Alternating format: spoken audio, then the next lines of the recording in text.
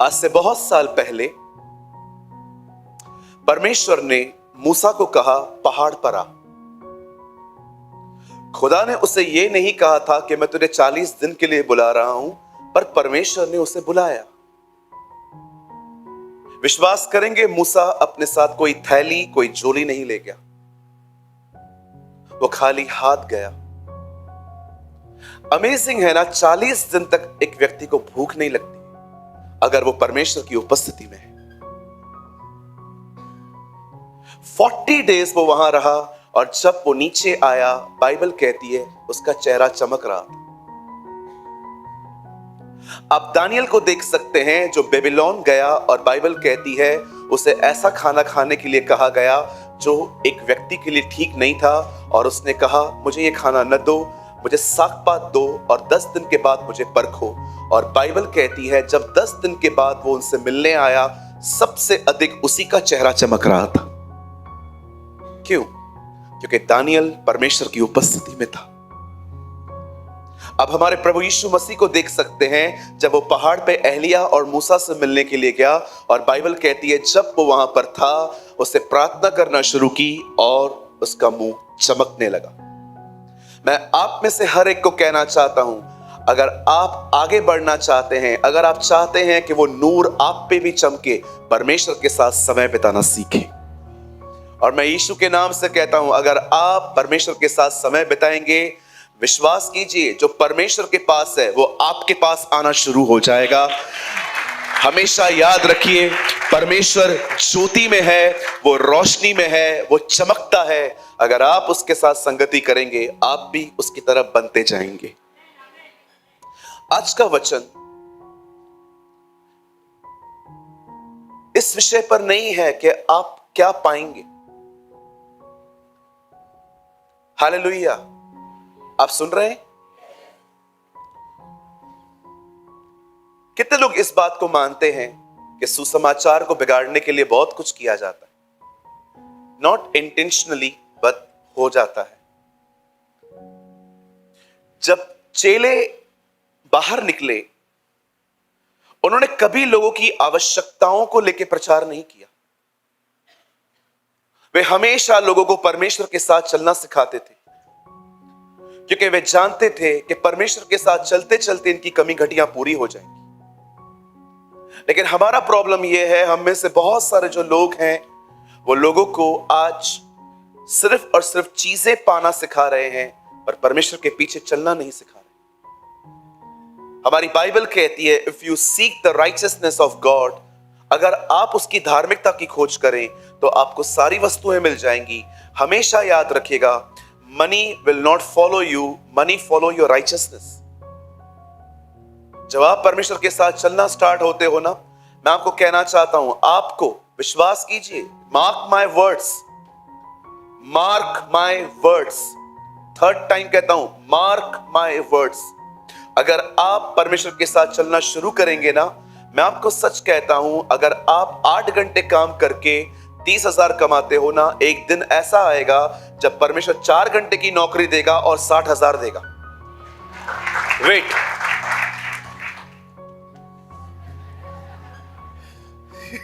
सारे नौकरी वाले, it's okay, it's not a sin.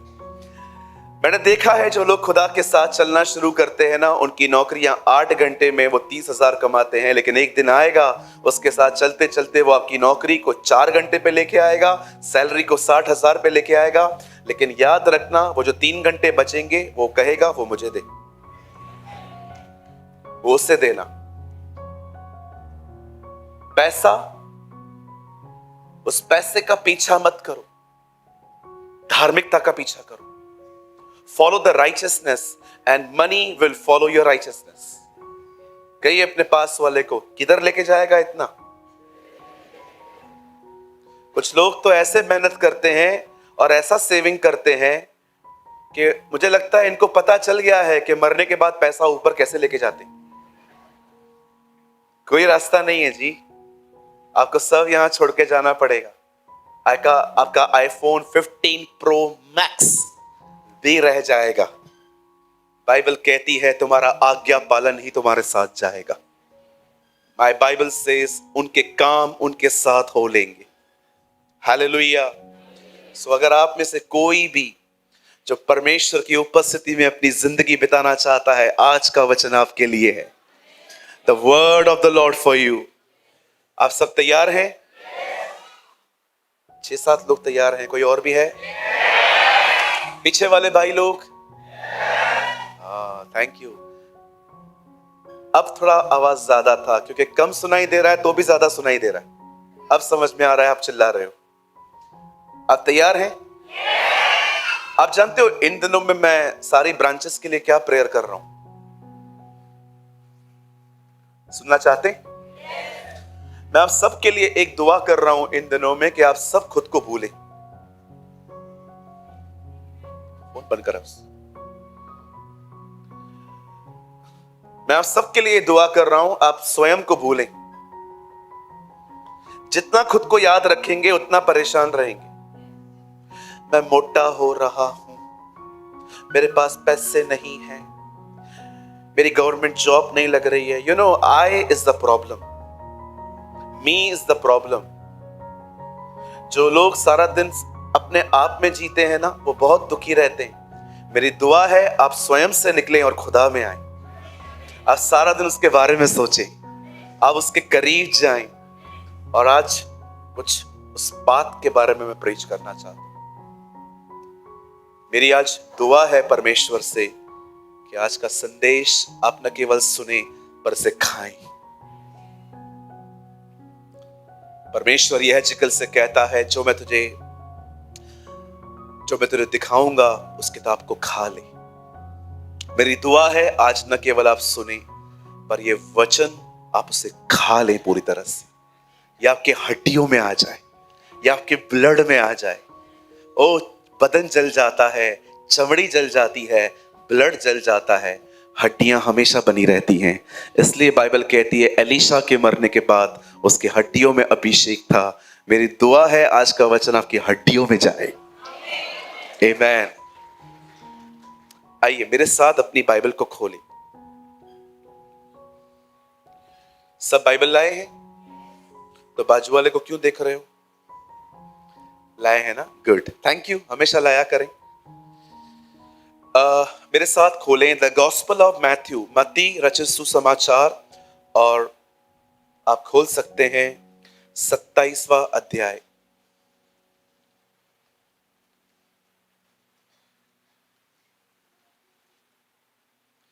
The gospel of Matthew chapter 27।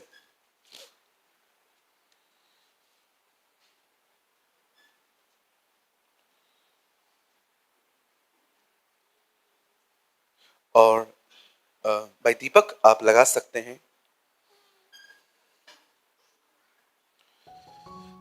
50 और 51, पहले 50 पढ़ेंगे हम। अगर आपके पास बाइबल है तो खोलिए, नहीं है तो यहां देखिए, पर यहां वहां ना देखिए। ओके, आइए ध्यान दें। 27:50 भाई। तब यीशु ने फिर बड़े शब्द से चिल्लाकर प्राण छोड़ दिए। Jesus cried again with a loud voice and yelled up his ठीक है 51 केड़ो वर्जन है इंग्लिश चाहिए? हाँ, और देखो, दिख रहा है? सुपर बुक देखा है? देखा है वो बच्चे कैसे सब देखते हैं? देखो, you know Bible is like a super book. परमेश्वर कहता है देखो, और देखो, मंदिर का पर्दा ऊपर से नीचे तक फटकर 2 टुकड़े हो गया, धरती डोल गई और चट्टानें तिड़क गई। सामने देखिए सब।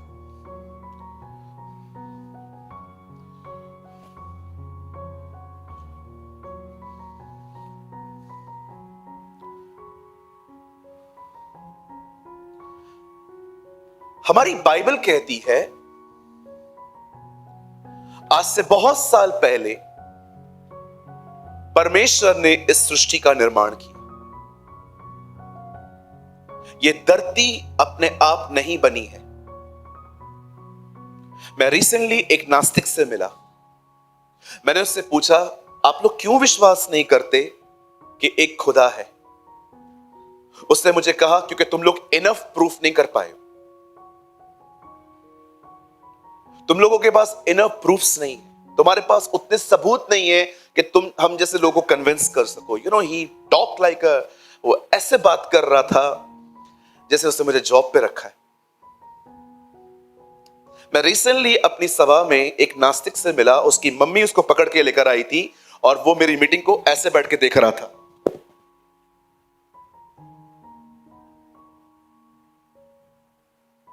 आप सोचो इस तरह के एटीट्यूड रखने वाले लोगों के सामने प्रीच करना कितना डिफिकल्ट होता है, जो आपके वचन को सुन नहीं रहे हैं, परख रहे हैं। मीटिंग के बाद उनकी मम्मी ने मेरे को बोला, पास्टर जी मैं इसको बहुत मुश्किल से लाई हूं, जरा इससे बात करो ना। मैंने कहा कैसे हो भाई? तो हिंदी आती नहीं है इन लोग, उसको हिंदी नहीं आ रही थी और मुझे इंग्लिश नहीं आती है। कैसे हो भाई? मैंने उससे पूछा। Oh I am fine, I am fine, I am fine. मैंने कहा ओके, एक बार सुन लिया।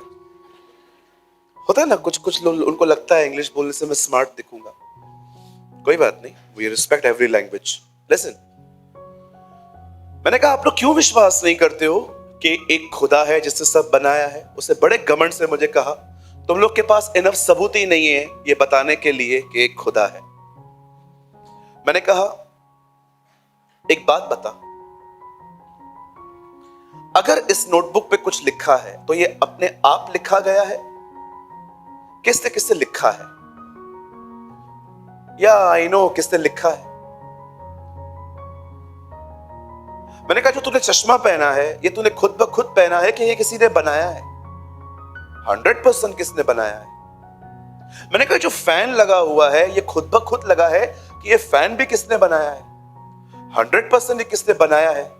मैंने कहा हर चीज को बनाने वाला कोई है, तो इस सृष्टि को ये खुद ब खुद कैसे बनी? एक है जिसने सब कुछ बनाया है।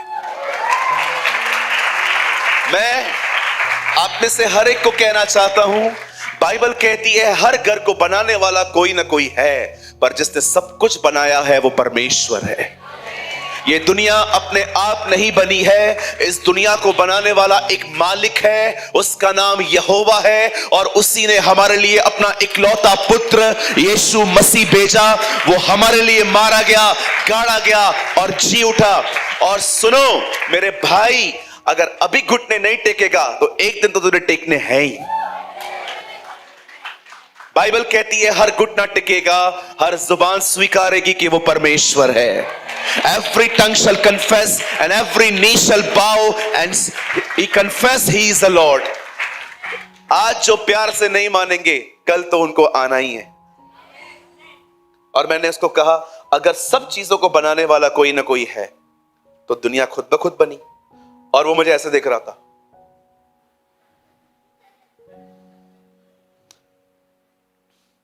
मैंने कहा नाउ यू प्रूव कि ये दुनिया खुद ब खुद बनी है।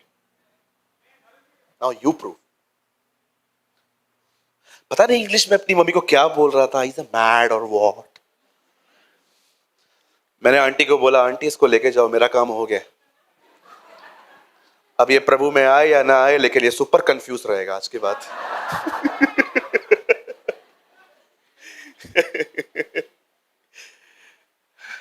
उसकी माँ ने उसके मेरे सामने पूछा, उनको बोल प्रेज द लॉर्ड बोल, हम जा रहे हैं। मैंने कहा आंटी डोंट फोर्स हिम। नहीं पास्टर वेट।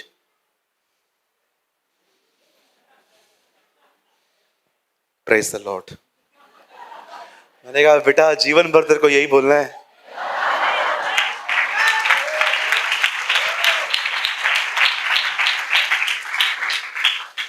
अरे हर चीज को बनाने वाला कोई ना कोई है। ये जूता जो मैंने पहना है ये भी किसी कारखाने में बना है। जो घड़ी मैंने पहनी है इसको भी किसी ने बनाया है। क्या हम बेवकूफ हैं इतने? उर्दू में मूर्ख को बेवकूफ कहा जाता है। क्या हम इतने बेवकूफ हैं कि हमें इतना भी नहीं समझ में आ रहा कि ये दुनिया ऐसे ही नहीं बनी है, इसको बनाने वाला एक परमेश्वर है। मैंने कहा चलो अब तू प्रूफ करके बता ये दुनिया खुदा ने नहीं बनाई, ये खुद ब खुद बनी है। I am not mad like you. ये तो अच्छा हुआ पूरी अंग्रेजी नहीं आती तो वहीं झगड़ा हो जाता। नाउ लिसन टू मी, बड़े ध्यान से सुने। इवन हमारे एग्जाम्स में, हमारी पढ़ाई में भी यही सिखाया जाता है कि दुनिया जो है जब बनी तो इंसान पहले बंदर थे। मुझे एक चीज समझ में नहीं आती है, पहले के इंसान बंदर थे और वो इंसान बने बाद में, आज का इंसान पहले बंदर क्यों नहीं बनता? आज के लोग चिंपांजी की तरह क्यों नहीं दिखते?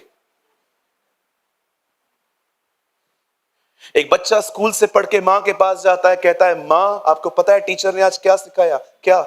उसने कहा हम बंदर थे। लेकिन मां क्या ये सच है? नो बेटा, मैंने आपको बाइबल पढ़ाई है, अ स्वीट गॉड, जो प्यारा प्रभु है उसने हमें बनाया है। लेकिन मां वो तो कहते हैं हम ऐसे नहीं बने थे।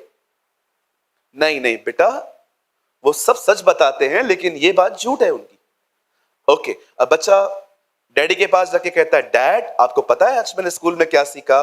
कि हम पहले बंदर थे लेकिन मां ने क्लियर किया कि हम बंदर नहीं थे। बाप ने कहा बेटा तेरी मां तेरे को झूठ बोल रही है, हम बंदर थे। टीचर बोलती है हम बंदर थे, मां बोलती है हम नहीं थे, पिताजी बोलते हैं हम बंदर थे, और बाप बेचारा बच्चा वापस मां के पास जाके कहता है मां डैडी तो बोल रहे थे हम बंदर थे। बोला हाँ बेटा, उससे तेरे को अपनी स्टोरी बताइए, वो बंदर ही था।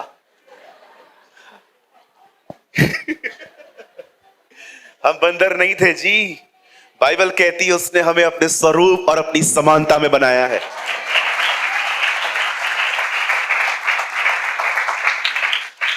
आइए अपने पास वाले से कहिए आप खुदा की तरह दिखते हो।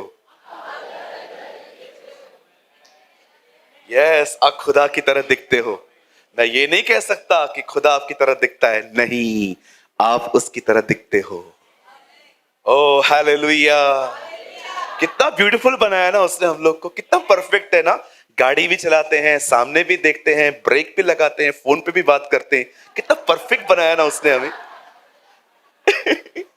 एक साथ चार चार काम करते हैं, कितना खूबसूरत बनाया उसने आपको।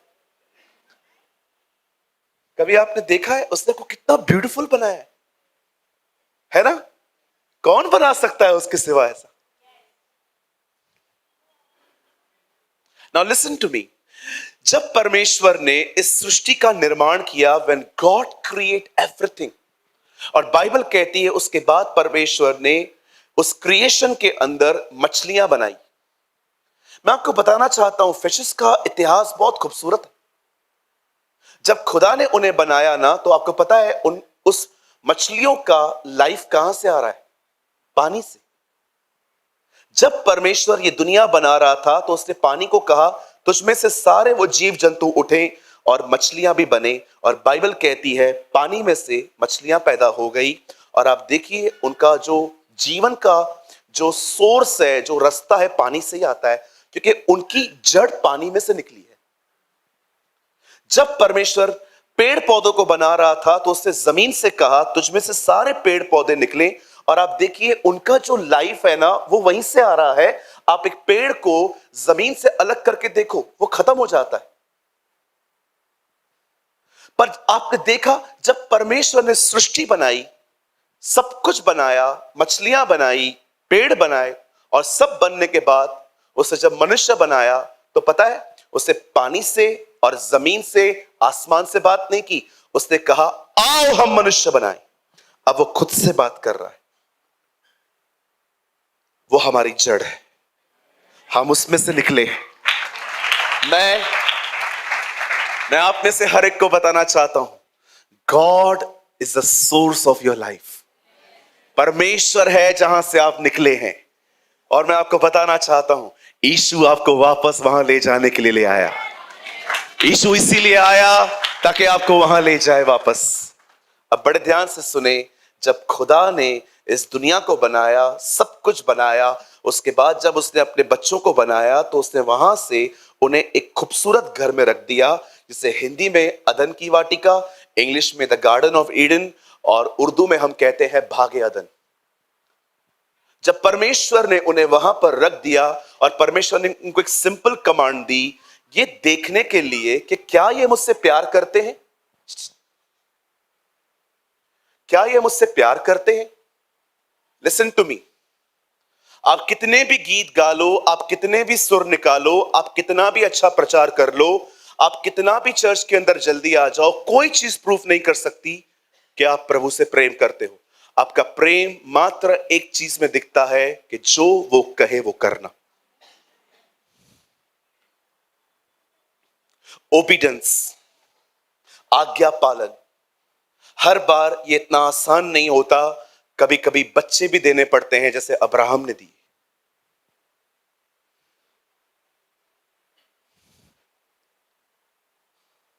विश्वास कीजिए, पाप में मजा पाने से आज्ञा पालन वाला दुख बेहतर है। शैल आई रिपीट? पाप में मौज करने से, पाप में प्लेजर पाने से बेस्ट है परमेश्वर की इच्छा में दुख उठाना। यस।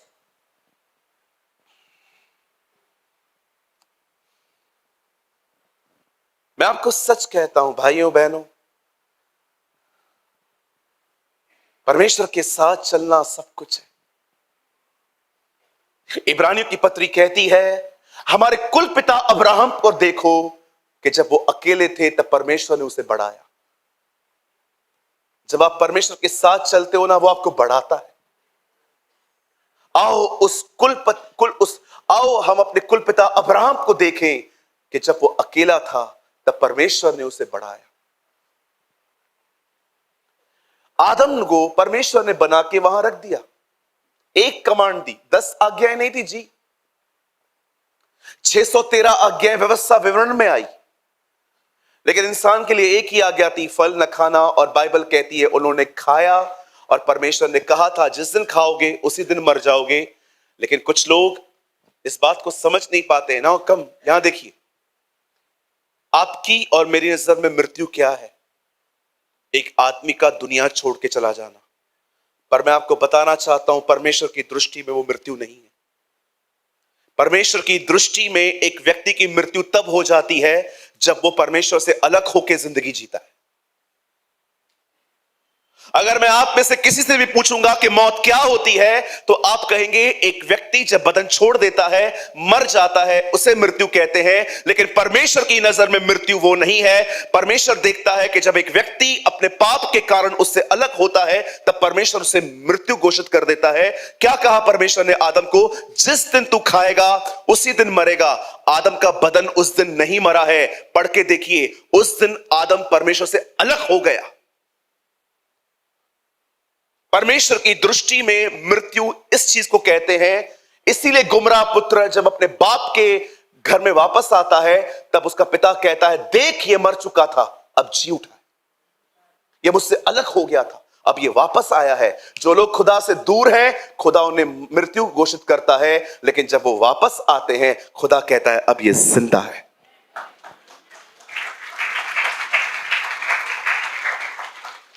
आप जानते हैं जब आदम ने पाप किया और परमेश्वर वहां पर आया, आप जानते हो खुदा क्यों आया था? मौका देने।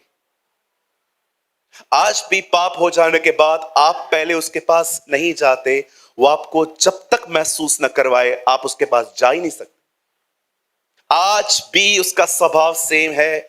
आज भी गलती और गुनाहों करने के बाद वो आपके पास आता है और कहता है, एक तो पाप किया, अभी आ भी नहीं रहा है। See his loving nature.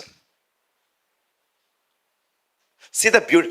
अरे इंसान अपना पाप माने, रियलाइज करे, उसमें इतने गुण हैं ही नहीं। विश्वास कर मेरे प्यारे भाई, पवित्र आत्मा तुझ में है नहीं है, उसका सबसे महान सबूत यह है कि गलती होने के बाद वो आपको महसूस करवाता है, चल वापस आ। It's a love of God. ये सच में परमेश्वर का प्रेम। कभी कभी आपके अर्थली पेरेंट्स भी आपको कहते हैं जा जो करना है कर, लेकिन वो आपको ऐसा कभी नहीं करता। वो कहता है कम और चले जाया करो भाई।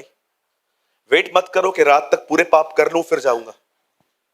एक सिगरेट तो पी लिया है ना, रात तक एक पैकेट पी लेते हैं, फिर एक साथ जाते कि प्रभु आज पूरा गोल्फ फ्लैग खत्म किया। कुछ लोग 31 दिसंबर को पूरी रात शराब पीते हैं कि 1 जनवरी को फिर अच्छे से जाएंगे। ऐसा न करें। अब बड़े ध्यान से सुने, इट्स वेरी इंटरेस्टिंग नाउ। जब परमेश्वर ने देखा कि इन्होंने पाप किया है और परमेश्वर आए और परमेश्वर ने उनको देखा और परमेश्वर ने उनसे खुद पूछा, फल खाया है क्या? बोलते हैं नहीं, तूने जो पत्नी दी थी, तूने, मैंने नहीं मांगी थी, तूने दी। तूने जो पत्नी दी, तूने, पहला तेरा गलती है, तूने दिया क्यों? उसने पाप करवाया है। इसे कहते हैं 45% हवा की गलती, 45% तेरी, 10% मैं भी गलत हूं। बच्चे करते हैं ना ऐसा। आपके 2 बेटे हैं, दोनों फेल होके आए, अब एक से पूछो रिजल्ट बता, ये भी फेल हुआ है, पहले इससे मार ताकि मैं भागूं। मैं आपको एक बात कहूं, बुरा मत मानिएगा, एक व्यक्ति जब तक ईमानदार न बने वो कभी पवित्र हो ही नहीं सकता। जब तक आप माने नहीं ना कि आप गलत हैं, खुदा आपको बदल ही नहीं सकता। स्टम्बलिंग ब्लॉक है डिसऑनेस्ट नेचर लोगों के लिए। आज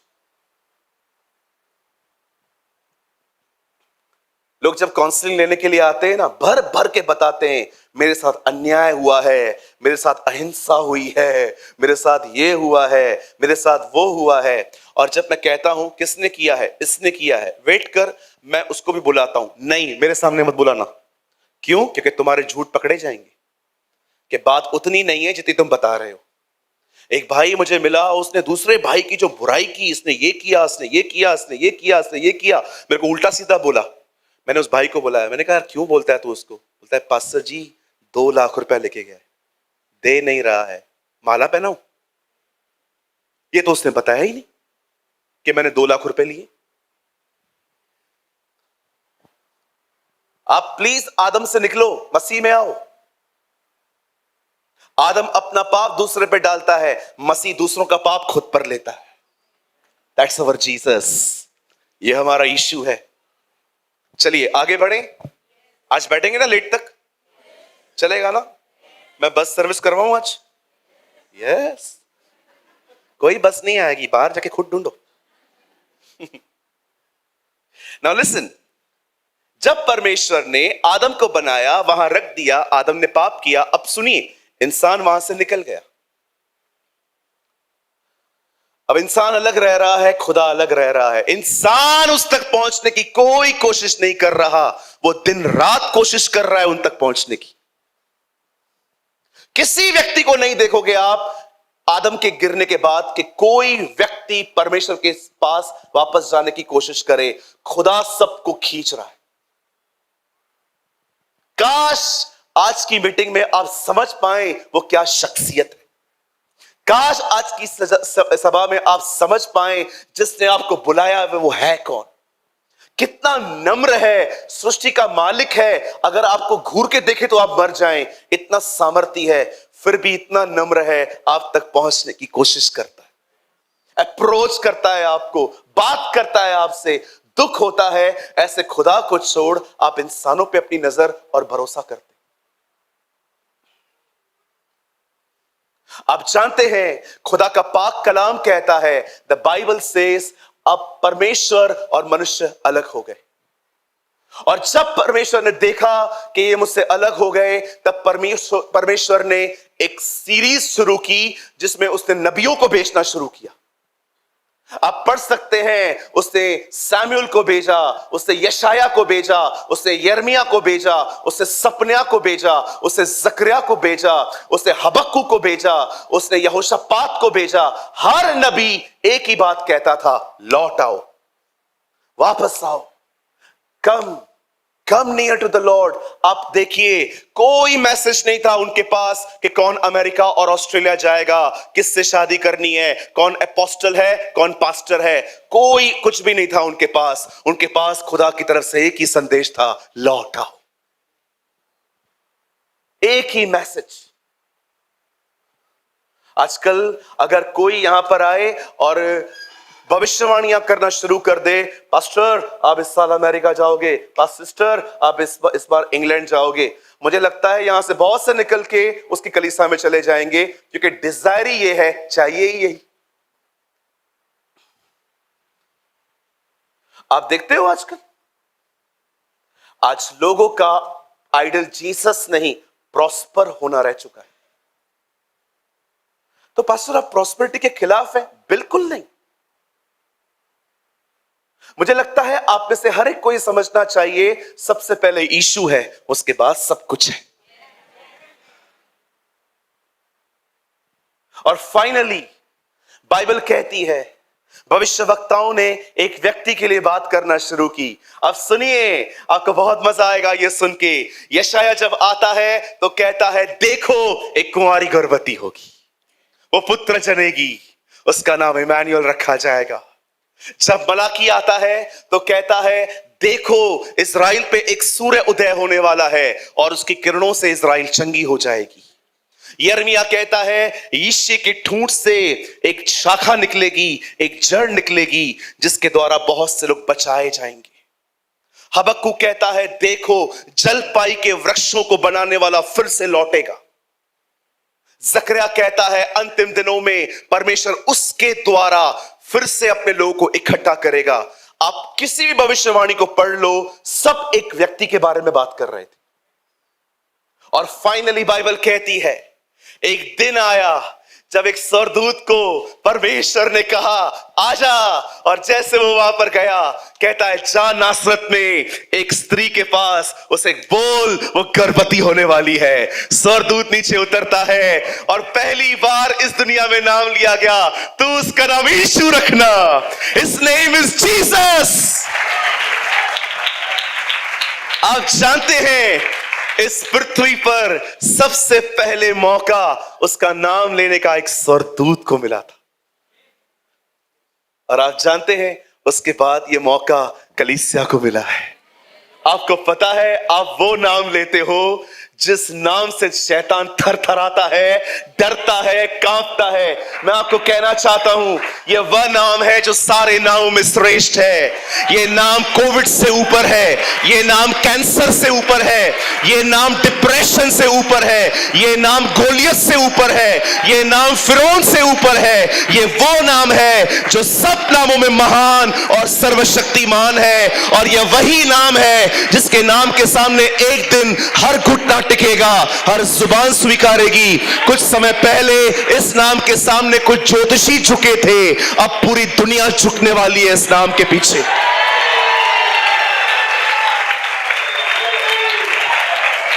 ओह वंडरफुल लॉर्ड, हमें एक नाम दिया गया है। ओ बाइबल कहती है, उसने गोलियत को कहा, मैं उसके नाम से आया, जाओ मेरे नाम से दुष्ट आत्माएं निकालो। यूहन्ना कहता है, हे प्रिय बालकों, यह बात हमेशा सिमरण करो, उसके नाम से तुम्हारे पाप माफ हुए। स्वर्ग के नीचे और मनुष्यों में और कोई नाम नहीं दिया गया जिसके द्वारा अपराधों की क्षमा हो सके। मैं आपको कहना चाहता हूं, मेरे भाइयों, मेरी बहनों, अगर घर पे अंधकार महसूस करो ना, कोई ऐसा गीत निकालो जिसमें उसका नाम हो और गाना शुरू करो, अंधकार भागना शुरू होगा।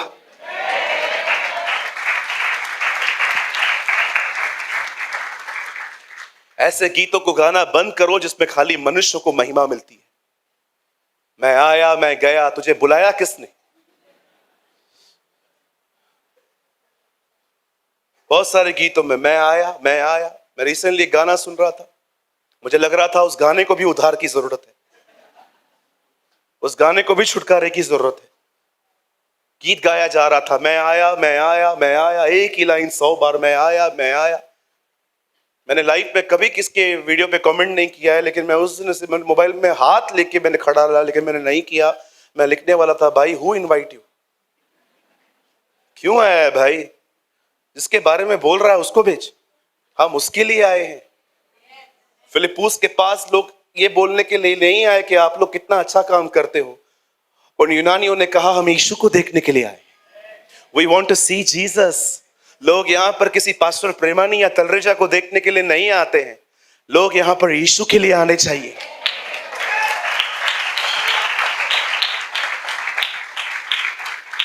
और बाइबल कहती है, वो हमारे बीच में आया, वचन देहधारी हुआ, word became flesh, The tabernacle of God in the midst of his people. Message translation में लिखा है, देखो वो मिलाप वाला तंबू आया जिसके द्वारा परमेश्वर हमसे मुलाकात करता है। किसी परमेश्वर के दास ने कहा, salvation only found in Jesus and Jesus must be preached. कौन है पास्टर जी व्यक्ति? रेनहार्ड बॉन्के। वो कहता है उद्धार यीशु के नाम में है और उसका नाम प्रचार होना चाहिए। हाँ,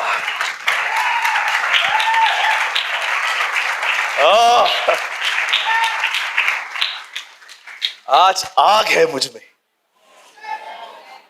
Listen, you know the Bible says, खुदा का पाक कलाम कहता है वो हमारे बीच में आया, बीमारों को चंगा किया, दुष्ट आत्माओं को निकाला, लाइलाज कोड़ियों को जिसका इलाज कोई नहीं कर पाता था। आप जानते हो, अब आप मुझे बताइए क्यों उसने चंगा किया, क्यों उसने ये सब किया? मुझे बताइए, जो अपने आप को जीवन कहता है उसके सामने मौत टिक कैसे सकती है? वो जहां कहीं गया उससे चंगाइयां दी, छुटकारे दिए, आजादी दी। ओ कैथरीन कुलमैन कहती है, एवरी नेगेटिव थिंग खत्म हो गई because of the presence of God. वो खुदा की हुजूरी में चलता था। You know, एक बहन कैथरीन कुलमैन कहती है, जब यीशु मसीह चलते थे उसके आसपास इतनी थिक अनॉइंटिंग होती थी कि जब लोग उस दायरे में आते थे तो उनकी बीमारियां खत्म हो जाती थी। लिसन, बड़े ध्यान से सुन। यीशु ने बीमारों को चंगा किया, दुष्ट आत्माओं को निकाला, कोड़ियों को शुद्ध किया, मुर्दों को जिलाया, परमेश्वर के राज्य का प्रचार किया। लेकिन मैं आप में से हर एक को बताना चाहता हूं, उसने ये सब प्रूफ करने के लिए नहीं किया कि मैं खुदा हूं। उसने ये सब इसलिए किया because he loves you. Yes, परमेश्वर ने ये सब इसलिए नहीं किया ताकि आपको सबूत मिले कि वो खुदा है। उसने ये सब इसलिए किया ताकि आपको पता चले ही लव्स यू। आप याद रखना, वो खुदा का बेटा है। उसका सबूत पता है क्या है? जानना चाहते? वो मरा, ये सबूत था वो इंसान था। वो मरा, ये सबूत था कि वो इंसान था। वो जी उठा, ये सबूत है वो खुदा है।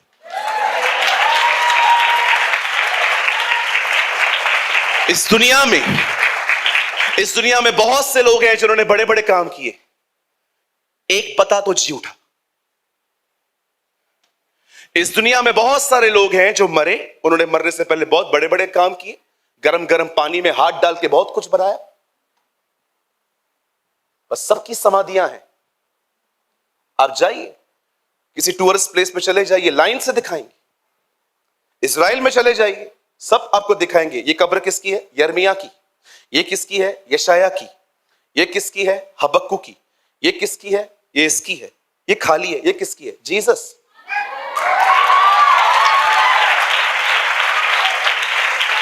जो अपने आप को जीवन कहता है उसे मौत बांध सकती ही नहीं है। पतरस कहता है वो मृत्यु के बंधनों को तोड़कर बाहर आया।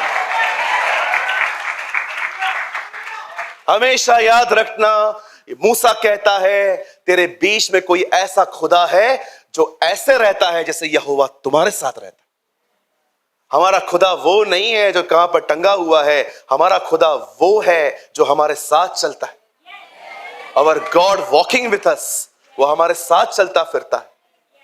अब सुनिए बड़े ध्यान से, जब यीशु इस पृथ्वी पर आया उसने बहुत बड़े बड़े काम किए, लेकिन मैं आपको बताना चाहता हूं उसके मेन आने का मकसद क्या था। जब वो गिरफ्तार हुआ, उसे पकड़ा गया, बाइबल कहती है वो उसे मारते मारते ले गए। इतना खून बह चुका था कि वो जो दुनिया चला रहा है वो सलीब नहीं उठा पा रहा था।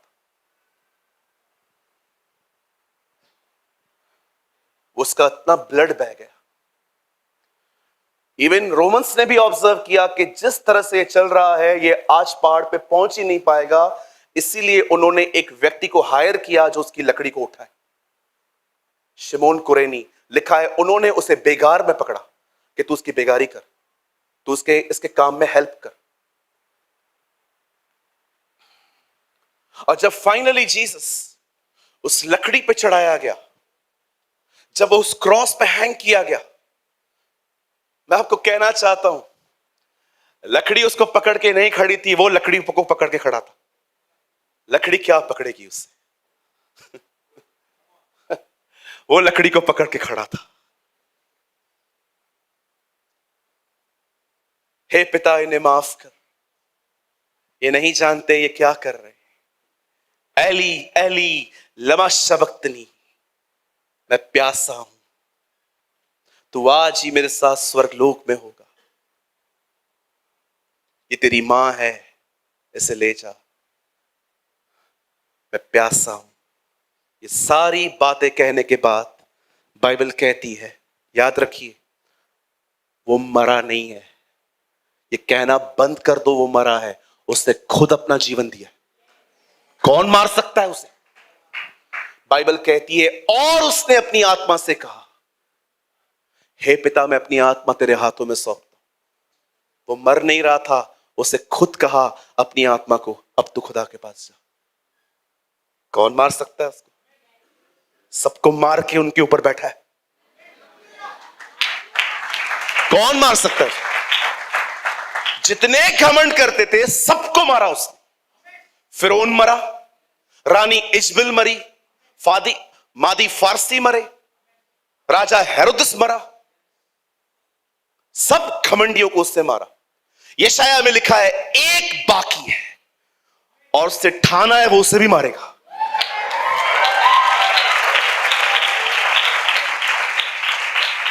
और प्रभु उससे भी मारेगा। और जानते हो, जितने लोगों को उसने मारा है ना, सबको खतरनाक मारा है, लेकिन इसको फूंक से मार देगा। उसकी मौत भी उसको एहसास करवाएगी कि तेरी हैसियत क्या थी। तू जो जाति जाति को हरा देता था, अब तेरा अस्तित्व कहां रहा? यशाया नबी उसके विषय में लिखता है। आप जानते हो, परमेश्वर अपने बच्चों के साथ बहुत अलग है, इस बंदे के साथ बिल्कुल अलग है। अब्राहम के समय में अकाल आया, इसहाक के समय में अकाल आया, याकूब के समय में अकाल आया, पढ़ के देखिए यूसुफ के साल में अकाल आया। इन अकालों के बाद भी परमेश्वर ने उन सबको खिलाया। उसकी डीलिंग्स उसके लोगों के साथ बहुत डिफरेंट है। वो आपके साथ जितना नम्र है, वो उसके साथ उतना ही रूड है। पता है क्यों? ये पकड़ो, पकड़ो जल्दी, अपना कॉलर पकड़ो। पकड़ना मेरी बहन, पकड़ मेरे भाई। आपकी कॉलर को उसने पकड़ा है, प्रभु उसको छोड़ेगा?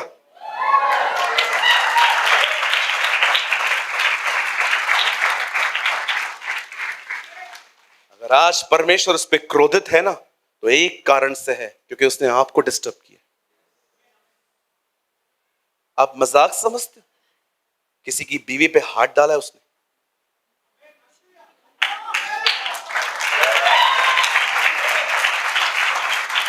छोड़ेगा वो उसको?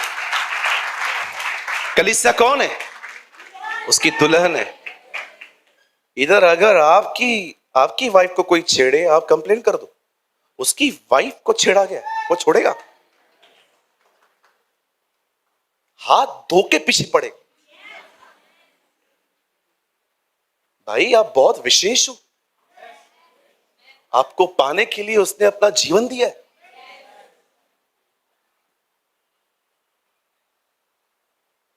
जानते, जब उसने अपना जीवन दिया, उसके बाद बाइबल कहती है, पहली चीज आप पढ़ के देखिए, चारों गॉस्पेल्स पढ़िए, मैथ्यू, मार्क, ल्यूक, जॉन, मत्ती की इंजील, मरकुस की इंजील, लुका की इंजील और यूहन्ना की इंजील, आप चारों पढ़ के देखिए, हर जगह पे पहला काम यही है।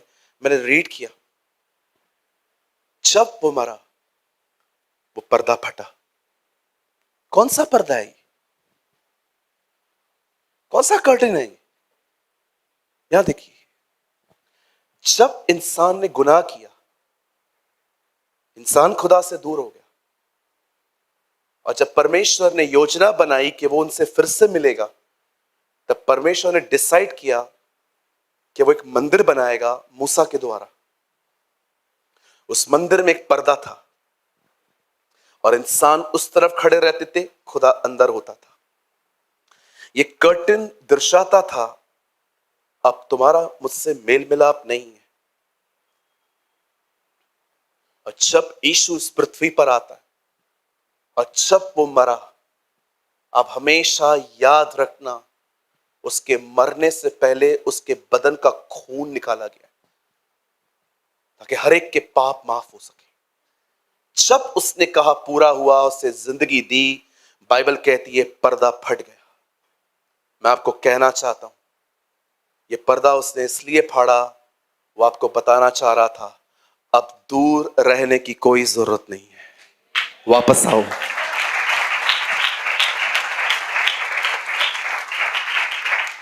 मैं आप में से हर एक को कहना चाहता हूं, वो अदन की वाटिका जहां पर कोई पर्दा नहीं था, जहां पर परमेश्वर लोगों से आमने सामने मिलता था, बातें करता था, आप जानते हैं यीशु की मृत्यु वही दिन वापस लेकर आई।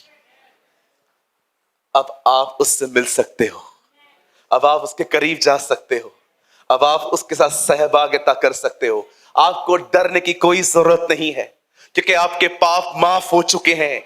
इब्रानी की किताब में लिखा है, इसलिए आओ हियाव बांधकर उसके सामने चले, न कि डर डर के। अब तुम हियाव के साथ उसे अब्बा कह सकते हो।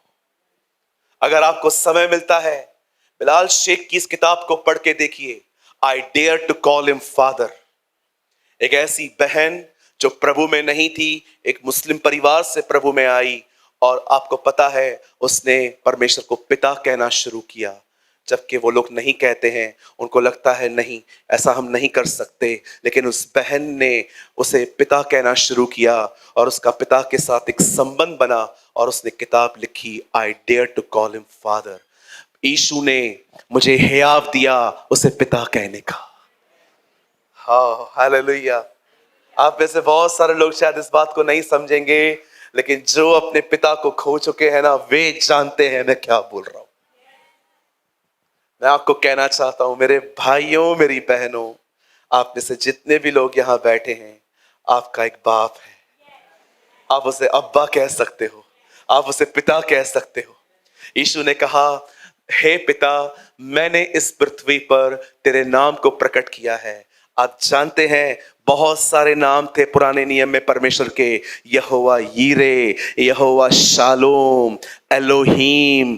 आप पढ़ के देखिए, यहोवा नीसी, यहोवा राफा। लेकिन यीशु कहता है, पिता, मैंने तेरा वो नाम जो तूने कहा था, मैंने इनको प्रकट किया है, मैंने इनको बता दिया है। कौन सा नाम उसने बताया? उसने पुराने नियम का कोई नाम हमें नहीं बताया, उसने हमें नया नाम बताया कि वो पिता है, वो बाप है।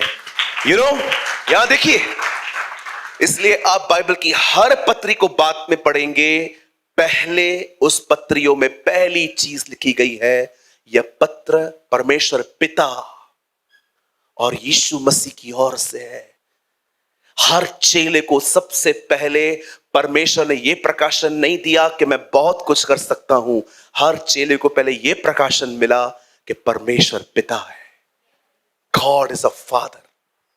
मैं आपको कहना चाहता हूं, जितने भाई बहन यहां बैठे हैं, हम अनाथ नहीं हैं। हमारा एक बाप है जो स्वर्ग में रहता है, वो सर्वशक्तिमान है, वो बुद्धिमान है, वो प्रेमी है। और मैं आपको कहना चाहता हूं, वो आपसे प्रेम करता है। He loves you. Come on, give a good clap for the Lord.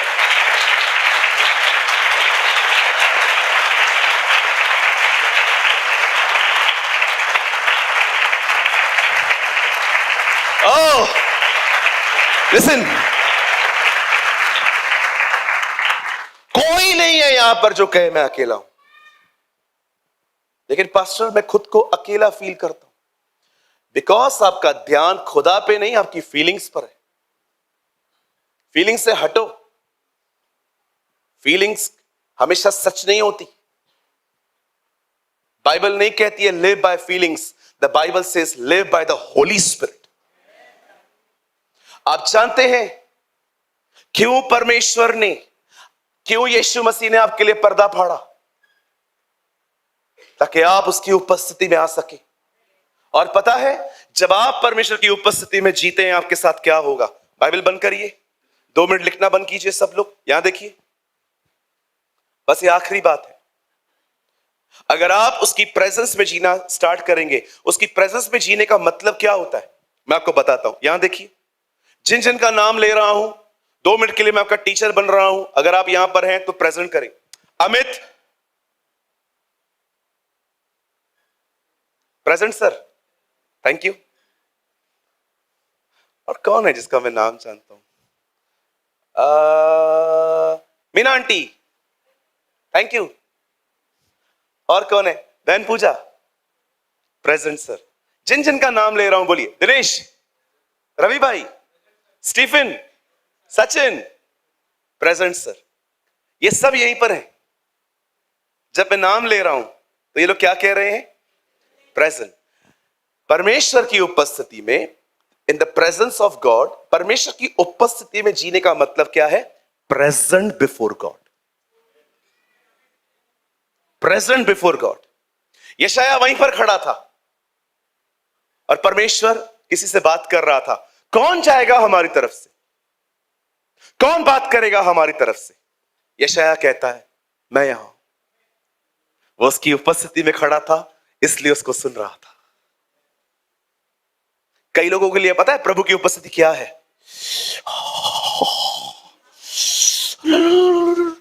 कुछ हो रहा है, चद्दर पहन। अरे दिख, काटा लगा, काटा लगा, काटा लगा। अरे दिख दिख दिख दिख। Goose bumps is not the presence of God.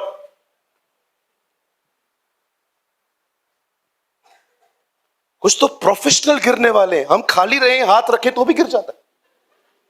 एक होता है एक प्रभु का दास भरा हुआ हो, आप पे हाथ रखे तो आप गिर जाते हो, तो समझ में आता है कि हम अभिषेक से भरे हुए हैं, इसलिए गिर गए।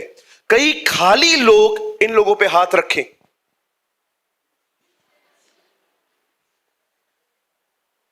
एक दिन मैं 7-8 लोगों के लिए प्रेयर कर रहा था। मैं जिस जिस पे हाथ रखा था वो गिर रहे थे। एक बहन नहीं गिरी, वो पीछे पीछे आई, पास्टर मेरे ऊपर फिर से हाथ रख दो। मैंने कहा क्यों बहन? मैं गिरी नहीं। वो गिरने का इतना क्यों शौक है? कुछ नहीं होता है गिरने से। अगर गिरना ही है तो अपने स्वभाव में गिरो।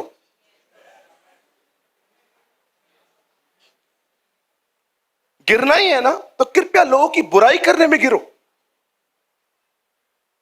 कुछ लोगों के लिए गूज़बम्स जो होते हैं ना, ओ कुछ हो रहा, हाँ, हाँ। एक बहन आई, पास्टर ठंड पड़ रही है। मैंने किसी वॉलंटियर को बोला चद्दर पहना। ये फीलिंग्स है, दीज आर द फीलिंग्स। निकलो, come on, be mature.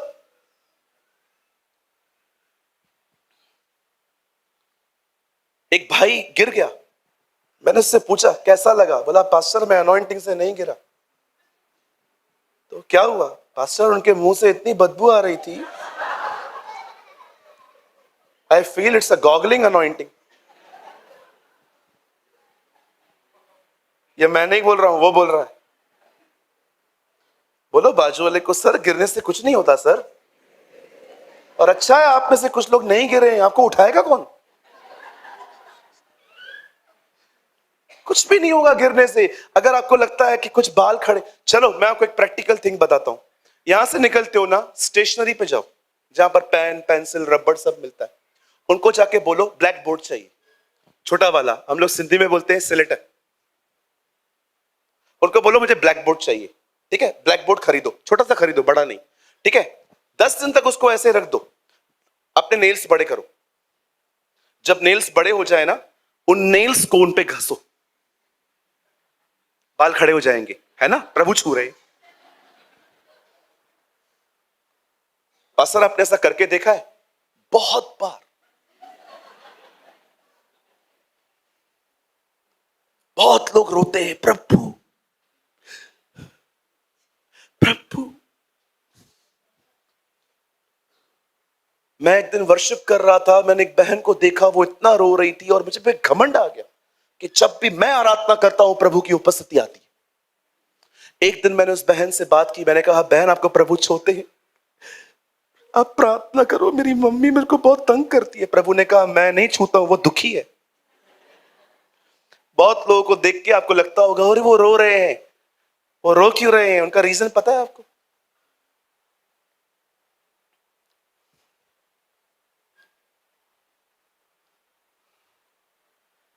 Live in the presence of God, उसके सामने रहना सीखो।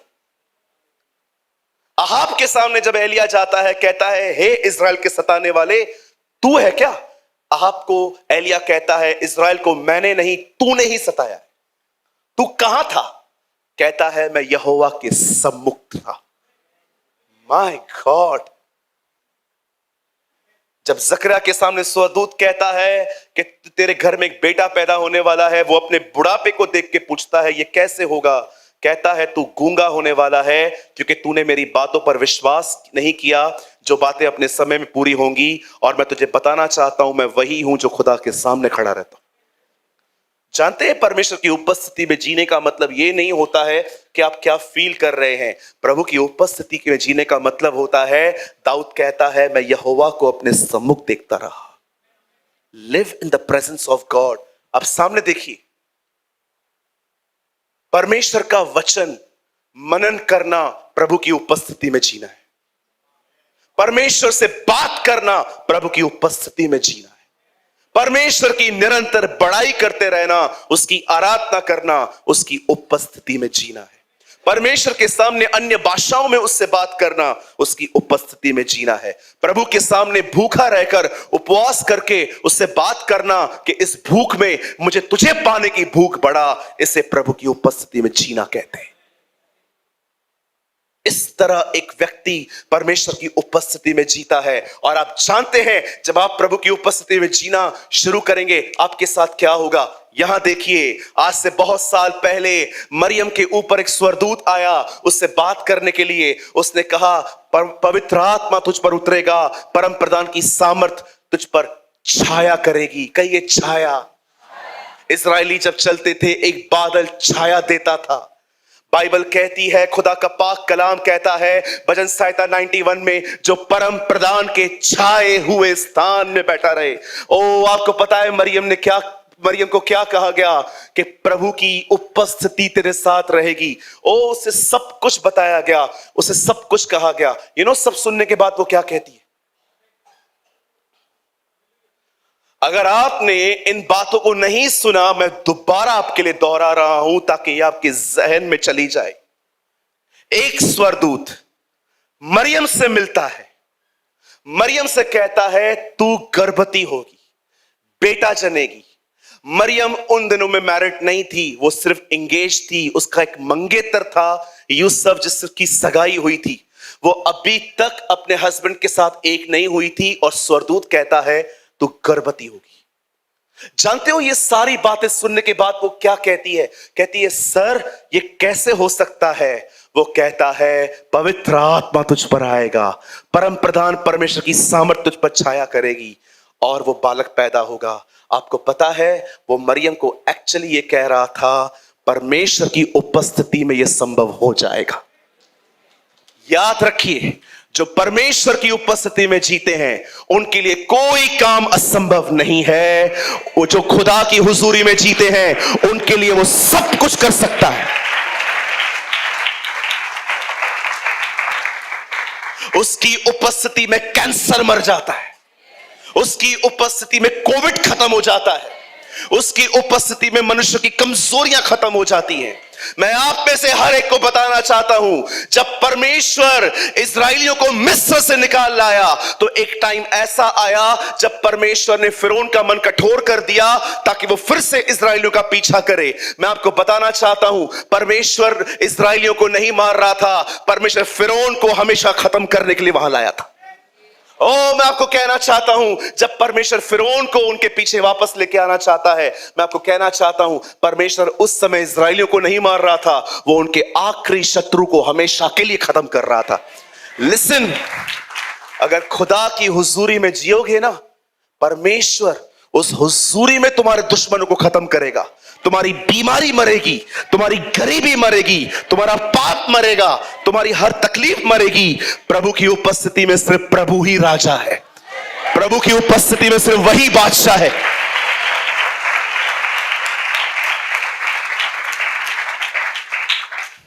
अरे क्यों मेहनत करते हो दुनिया में, इतना सारा दिन बॉस को बटरिंग करते हो, लोगों को बटरिंग करते हो, यार ये जॉब चाहिए वो जॉब चाहिए। अरे उसकी उपस्थिति में जियो, सब मिल जाएगा। मुझे कम तक कराए दो, मेरा काम करवा के दो। जानते हो जो ऐसी बातें करते हैं ना लोगों से बटरिंग, ये साबित होता है आपका खुदा के साथ कोई संबंध ही नहीं। यहां देखिए, बताइए बाल को बुलाने के लिए उन नबियों ने कितनी प्रेयर की?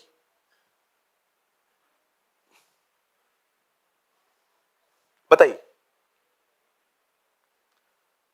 जब एलिया बाल के नबियों से मिलता है, वो उनको कहता है तुम अपने खुदा को पुकारो, मैं अपने खुदा को पुकारूंगा, जहां से आग आई वही सच्चा खुदा। अब मुझे बताइए बाल के नबियों ने बाल को कितना पुकारा? सुबह से लेकर शाम तक पुकारते रहे।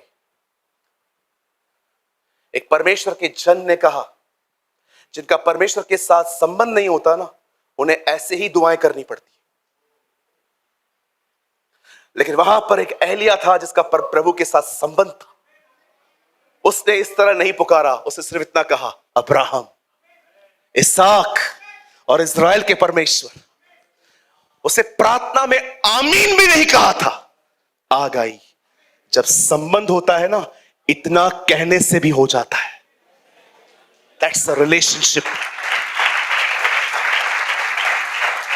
कितने लोगों ने देखा यीशु लाजर की कब्र पे आया और उसने कहा, अब्राहम, इसहाक, मूसा, इस्राएल के परमेश्वर, तू महान अनुग्रहकारी है, तू दयालु है। कुछ भी नहीं। लाजर कम फोर्थ, बाहर आ। बंदा बंधा हुआ था। बंधा हुआ बंदा चल सकता है क्या? वो कैसे आया होगा?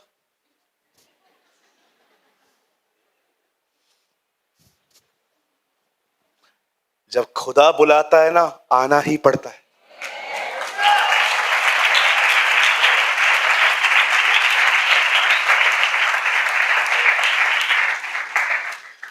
लिसन चर्च, यहां देखिए,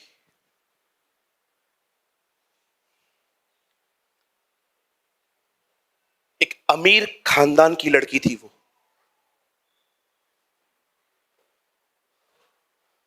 कहा जाता है इस खानदान में अगर वो आत्महत्या न करें तो सीधा स्वर्ग जाते हैं। ये उनकी कहावतें, हम नहीं बिलीव करते। एक अमीर खानदान में वो पैदा हुई। अमीर होने के बाद भी वो हैंडीकैप थी। रोज दुआएं करती थी पर ठीक नहीं हुई। एक दिन किसी से बाइबल मांगने लग गई और उससे प्रार्थना की, ऐ हमारे बाप की। एक दिन 13 लोग उसके कमरे में आए। अपनी बायोग्राफी में लिखती है 12 स्वर्गदूत थे, 13वां यीशु मसीह था। व्हील चेयर पे बैठी थी। उसे यीशु ने कहा, उठ। कहती है, खुदावन मैं चल नहीं सकती। यीशु उसको कहता है, इसलिए तो कह रहा हूं उठ।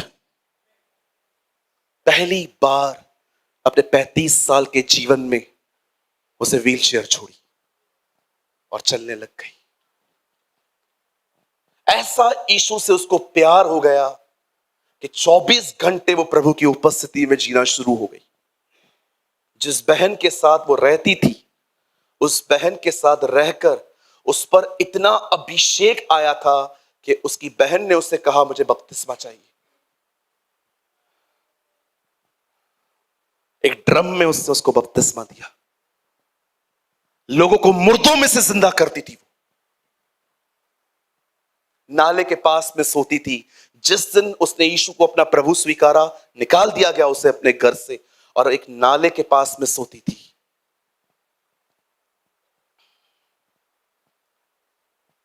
अपनी बायोग्राफी में लिखती है, अमीर घर से निकलने के बाद परमेश्वर की उपस्थिति में नाले के पास में सोने में भी सुकून था।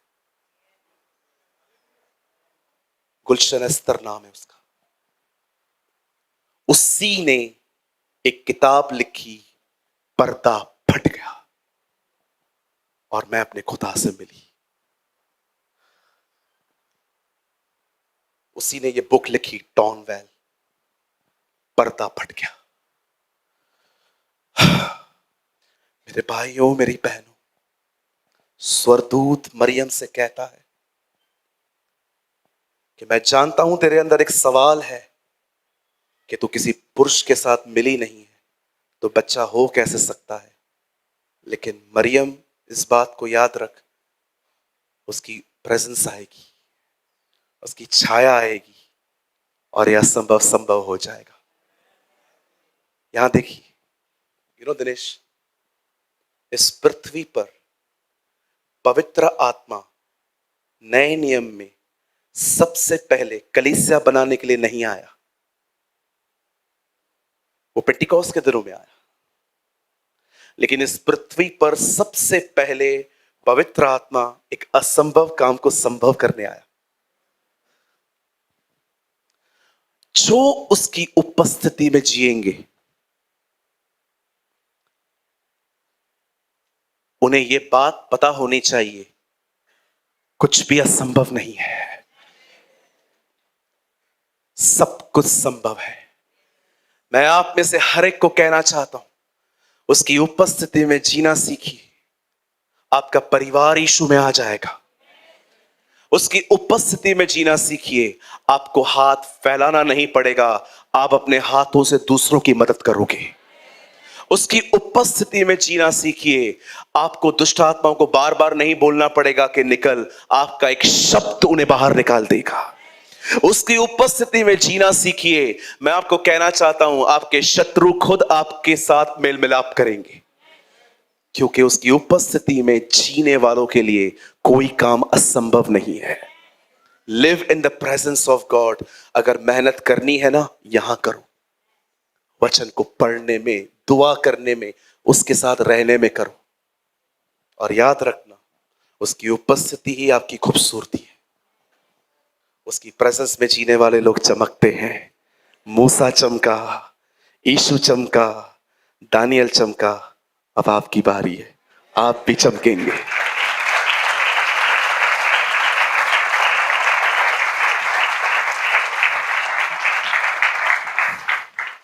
बड़े शांति पूर्वक अपनी जगहों पे खड़े हो जाएं।